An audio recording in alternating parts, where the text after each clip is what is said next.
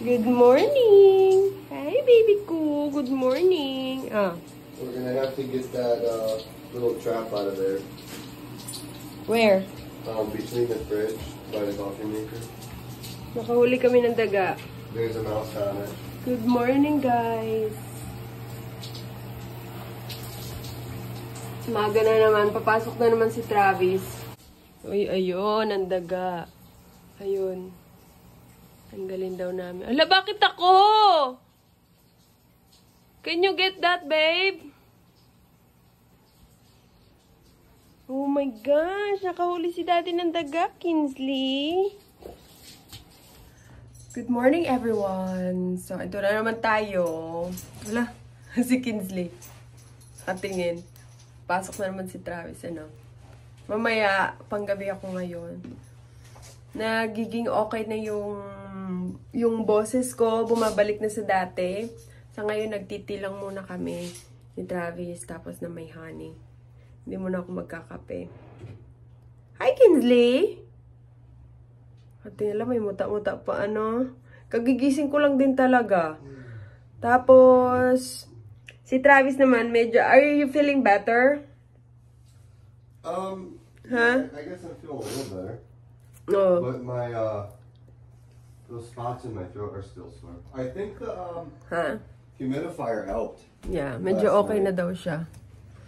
So, nilagay namin yung humidifier dito sa kwarto. Kasi parang undry dito sa kwarto kapag natutulog kami ni Travis. Parang every morning na paggigising kami, like it's always dry. Our throat is always dry. Kaya siguro mas better na merong humidifier dito. So, yun, nilagay namin siya kagabi. So, ito si Travis. Papasok na. My baby. Can you say hi?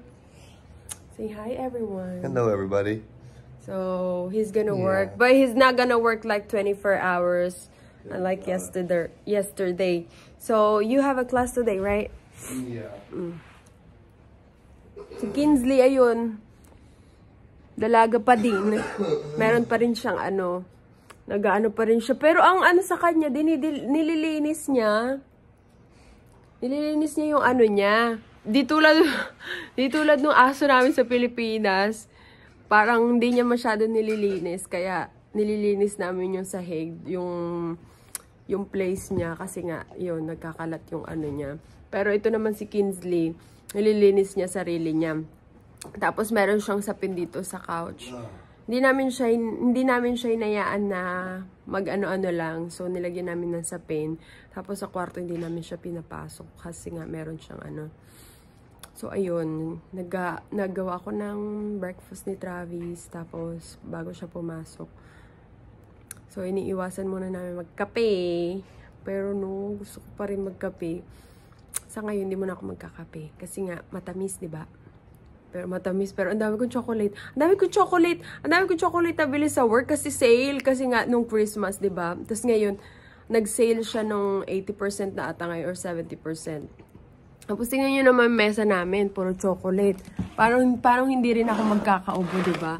Tapos, ayan, oh. Tapos may chocolate. Is on the bottom of your feet a Filipino remedy? Ha? Is this a Filipino remedy? Put Vicks on the bottom of your feet? Lo, where did you get that? I'm self-learning.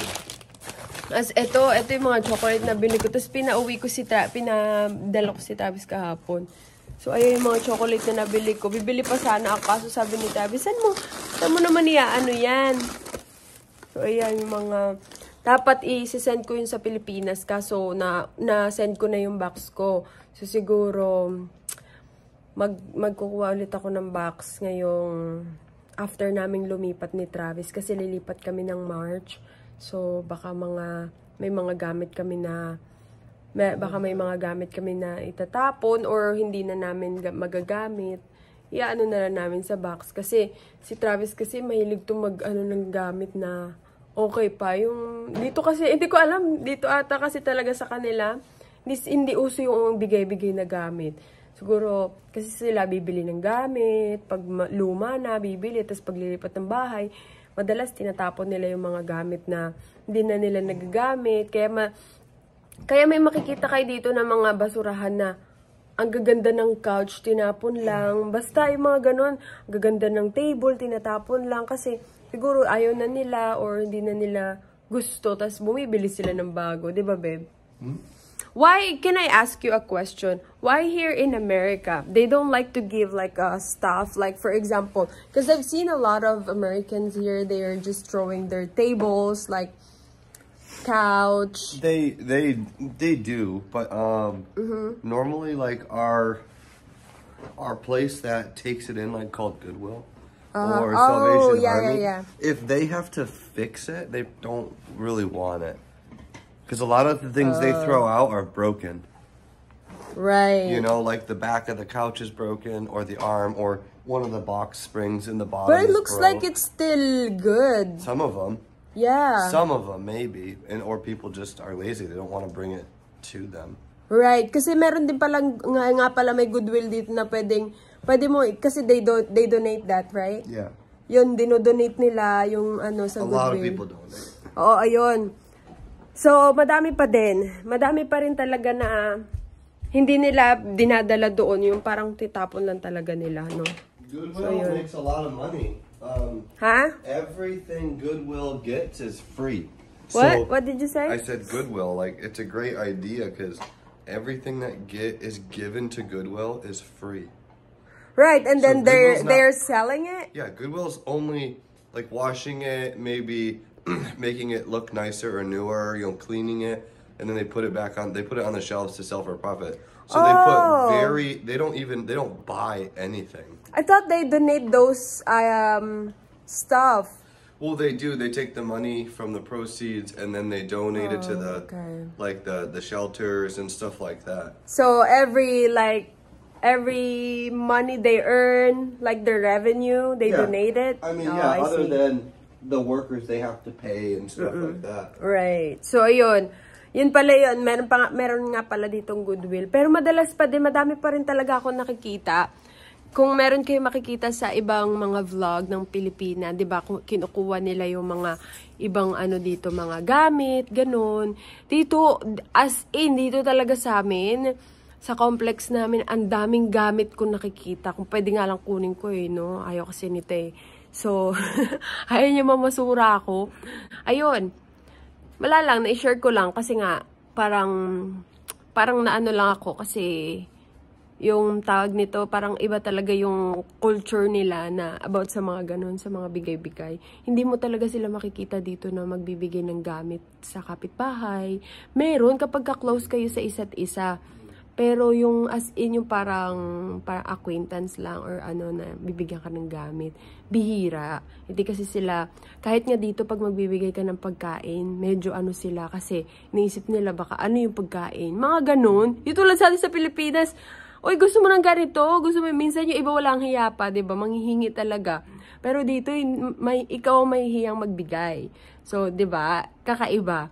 So, yun lang yung parang isa din sa parang ano nila, yung parang kinaibahan nila sa ating mga Pilipino, ano. So, 2 years pa pala yung rat, ano. First one it caught. Yeah, 2 years ago pa pala ni Travis nilagay yan. Ano ba, 2 years ago? Yeah. You put the... When I first moved here. Tapos, ngayon ka lang nakaano ng daga? Yeah, it's been there for a long time. Really? I thought you just put it yesterday. We rarely get rats here. Yeah. Right. I mean, I hate rats. That's the first one I've ever seen. Because I don't like rats. Yeah, I'm not scared to cockroach, but I'm scared. I'm surprised it caught one. Yeah, because normally like there's not. We're on the second floor, so it's harder for them to get up.